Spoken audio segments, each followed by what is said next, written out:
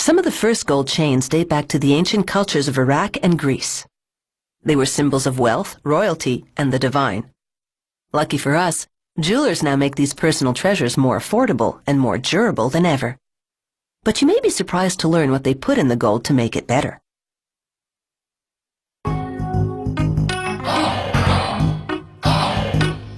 Pure gold is fairly soft and bright yellow, so it's common to create an alloy to strengthen it and alter its color. Copper lends a reddish hue, and brass helps the alloy melt more quickly than gold and copper would alone. Depending on the ratio, adding these metals produces 14 or 18 karat gold. They melt the mix in a crucible at 1010 degrees Celsius. Just 3 of these scoops are enough to make about 5,000 14 karat gold chains.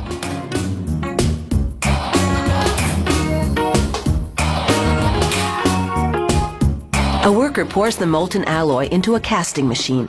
Water cools the metal to around 370 degrees Celsius, solidifying it. The metal passes through a round die, which shapes it into a golden rod that's nearly 2 meters long. After cutting the rod in half, workers pass it through what's called a breakdown mill. The machine reshapes the rod from round to square, so it'll be easier to stretch.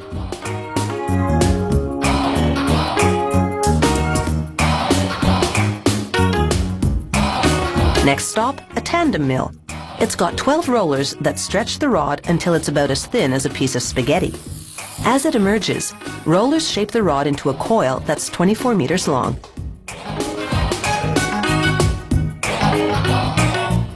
Workers soften the coiled metal in an oven.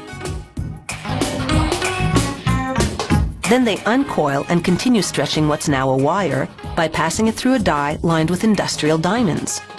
To prevent overheating, the machine sprays lubricant to cool the wire while reducing it to the width of a human hair, its final size. The wire then winds into a nearly 2,800 meter long spool. Next, they unwind 32 of the spools and run the wires through another oven to soften them even more. Just in case you're thinking working here is a golden opportunity, you should know that security is very tight. Employees must pass through metal detectors before going home, and wearing jewelry to work is strictly forbidden. This machine makes what's called cable chain. It passes wire through a link and closes it to make another link. The machine makes 600 links per minute.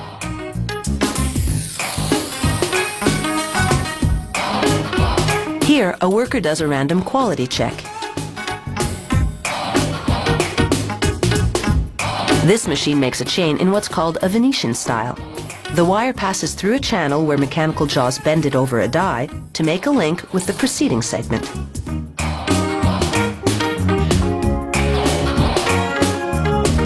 To make what's called a spider style, this machine passes a wire through up to 5 loops before closing the link.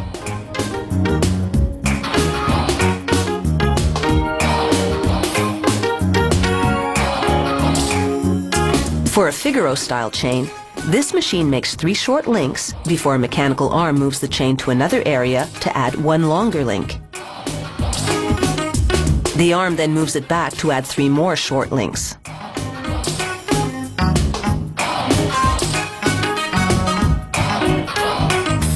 The simplest style is what's called a rope chain. To make it, this machine threads a wire through as many as 2 loops, then closes it to make another loop.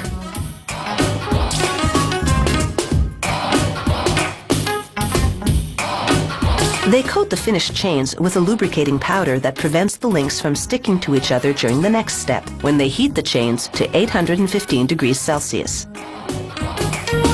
This activates a soldering agent added to the metals earlier.